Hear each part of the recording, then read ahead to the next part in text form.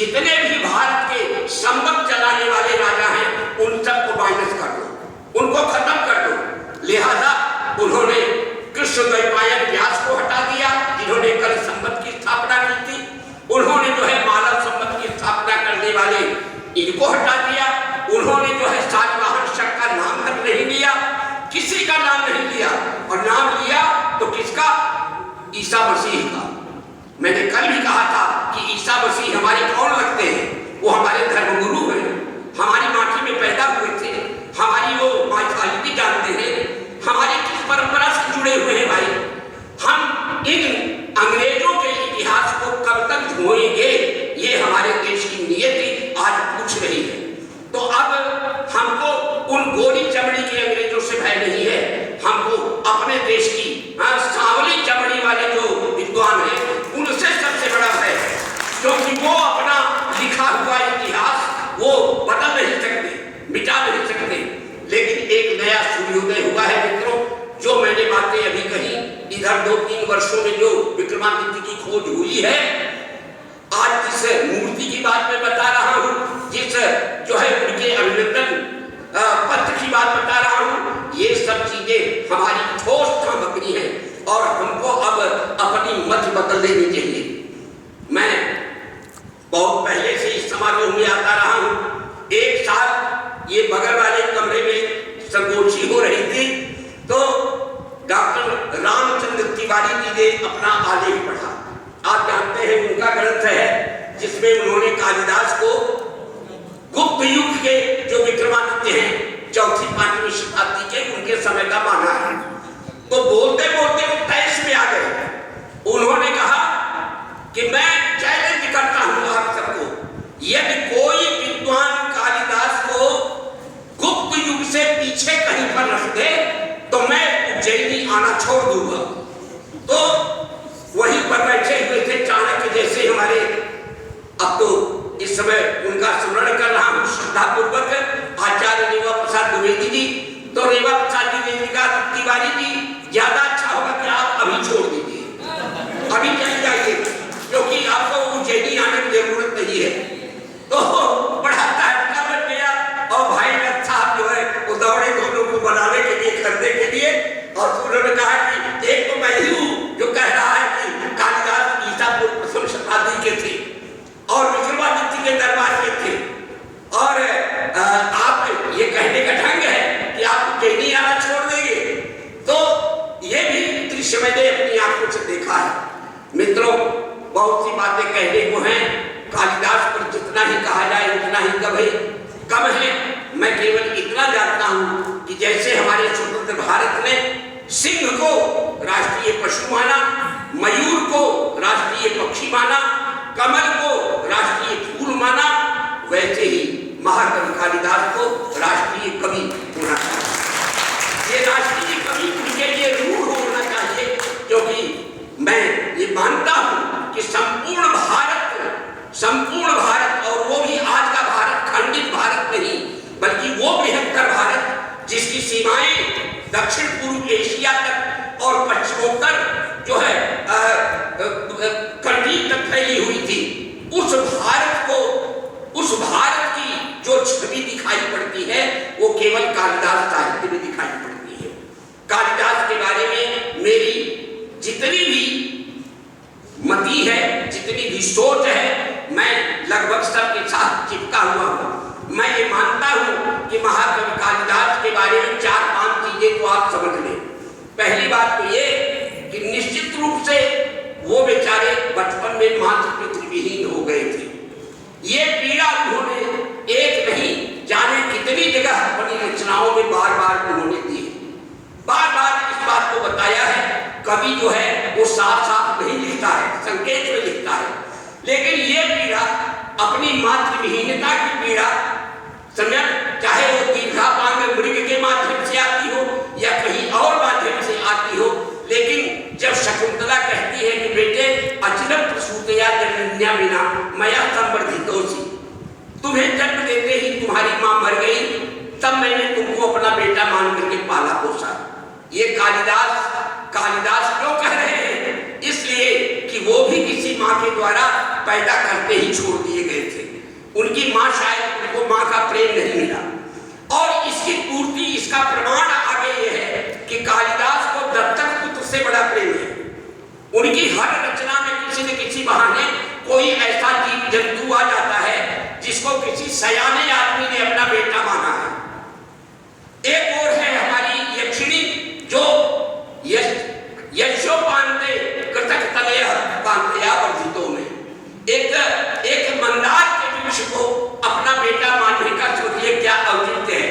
लेकिन यक्ष कहता है कि मेरी पत्नी ने उसको अपना बेटा मान रखा है।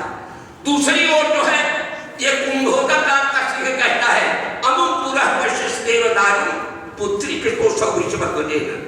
ये जो देवदारू देख रहे हो ना, इसको भगवान देवादिदेव शिव ने अपना बेटा माना है।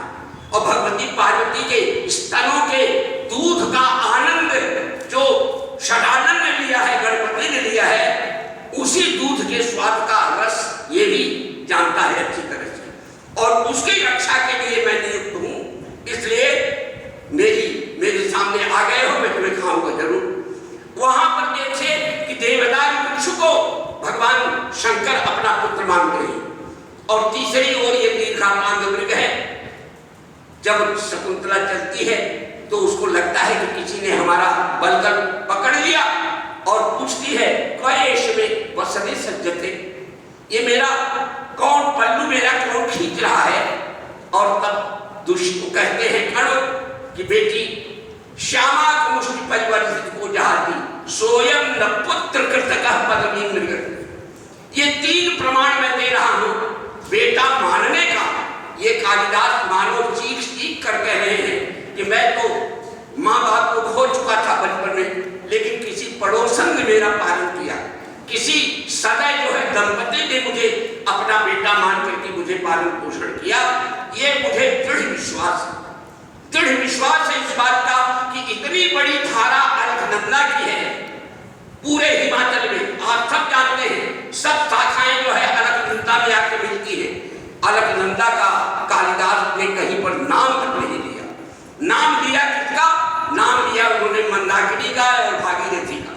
भागीरथी सीकर निहरा नाम गोढ़ा बहुखम देवदारू मंदाकिन्या श्री से माना मरुदभी।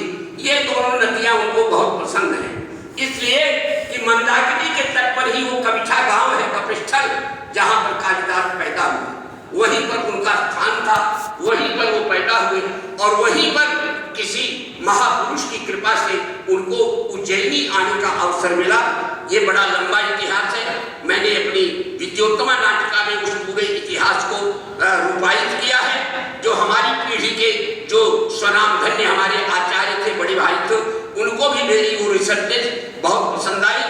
तो मित्रों, महाकवि कालिदास एक ऐतिहासिक महाकवि है।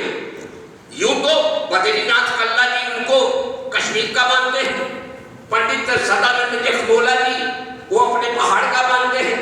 हमारे आचार्य झा जी थे, वो कहते थे कि कोई हमें काट कर दिखा दे, वो जो है उनको सिद्ध करते कि वो मिथिला के नहीं थे, क्योंकि उनको एक प्रमाण मिल गया था कि विवाह के बाद देवादिदेव शिव 3 रातें जो है ससुराल में रहे। कहा कि ये परंपरा पूरी इंडिया में केवल हमारे प्रांत में है, इसलिए कालिदास वहां पर पैदा हुए। और आज हमारे वो मित्र मिश्र जी नहीं दिखाई पड़ रहे उड़ीसा वाले, 5-7 साल पहले उन्होंने एक पेपर पढ़ा था कि कालिदास का एक मंदिर जो है उड़ीसा में भी है और उसके नाम जो है धान के खेत लगे हुए हैं, वहां पर उनकी पूजा की जाती है। तो कालिदास को हर व्यक्ति अपने अपने इलाके में खींचना चाहता है, लेकिन मित्र ये तो आप भी जानते हैं कि कालिदास कोई एक ही रहा होगा और वही कालिदास हमारी खोज का विषय है, जो प्रथम कालिदास रहा होगा। और उसी के बारे में हमको यहाँ पे चर्चा बराबर करती रहनी। सौभाग्य से अब उसके बारे में कोई कुहासा नहीं रह गया है। हमारी सोच यही है कि हमारी पाठ्य पुस्तकों में अब कालिदास के बारे में 4-5 मत पढ़ाने की जरूरत नहीं है। अब उनके बारे में केवल एक बात कही जानी चाहिए, उनकी साधना के बारे में एक बात कही जानी चाहिए। कालिदास ने एक कालिदास की परंपरा का प्रवर्तन किया। परवर्ती हर एक नरेश अपने दरबार में एक कालिदास रखना चाहता था। इसलिए राजा भोज के दरबार में भी परिमल कालिदास थे। एक कालिदास जो है वो कुमारदास के भी जमाने में थे। यहाँ तक कि आचार्य राजशेखर स्वयं कहते हैं, एकोन जीयते हंत कालिदासो न केनचित श्रृंगारे मृतोद्गारे कालिदास त्रयी कीमु। 10वीं शताब्दी तक ही राजशेखर कहते हैं कि 3 कालिदास हो चुके हैं हमारे जमाने में। तो 3 के बारे में तो वही जानते थे। तो आप जबरदस्ती मुठभेड़ मत कीजिए कि एक ही कालिदास और वो भी आपके प्रांत में ही पैदा हुए थे। कालिदास एक ही थे मित्रों, जिनकी कर्मस्थली उज्जैनी थी। ये उनकी लेखनी से अजर और अमर है। जिस तरह का वर्णन उन्होंने शिप्रा का किया, जैसा वर्णन उन्होंने जो है वेत्रवती का किया, जैसा वर्णन उन्होंने गंभीरा का किया, जैसा वर्णन उन्होंने यहाँ की और सारी चीजों का, देवगिरी के मंदिरों का जैसा वर्णन किया, इस वर्णन को पढ़ करके कोई, मैं समझता हूं कि निर्बुद्ध व्यक्ति भी ये नहीं कहेगा कि कालिदास का संबंध या उनका जीवन यह नहीं मिलता। जिस संवेदनशीलता के साथ वो सांझ आरती का वर्णन करते हैं, उससे ये सिद्ध हो जाता है कि ये वही मंदिर है जो तब से लेके आज तक टूटा नहीं। ये वही शिवलिंग है जिसका सवेरे हम लोगों ने दर्शन किया है और धन्य हो गए हैं। कालिदास यहीं बैठते रहे होंगे, यहीं पर संगोष्ठियां चलती रही होगी और यहीं पर उन्होंने अपना जीवन, यही उन्होंने अंतिम प्रार्थना की होगी कि ममा नील लोहित पुनर्भवम परिगत शक्तिनाथम हो। कालिदास ने अपना इतिहास अपनी कलम से स्वयं अपने ग्रंथों में लिखा है। हमको उसको नए सिरे से जानने की जरूरत है। मेरा एक ग्रंथ जो है निकला हुआ है, आत्मख्यात कालिदास, ये कवि कुलगुरु कालिदास विश्वविद्यालय राम टेकवाल ने प्रकाशित किया है। आजकल किताबें किसी के हाथ में पहुंचती नहीं।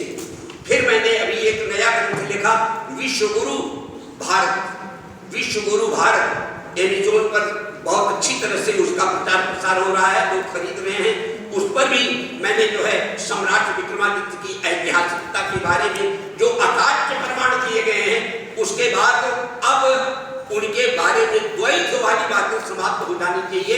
अब मूल्यांकन की बात आगे आनी चाहिए कि उन्होंने संपूर्ण विश्व के इतिहास में भारत का मान सम्मान किस रूप में जोड़ा। मैं इन्हीं शब्दों के साथ अपनी बात समाप्त करता हूँ। आपने सुना और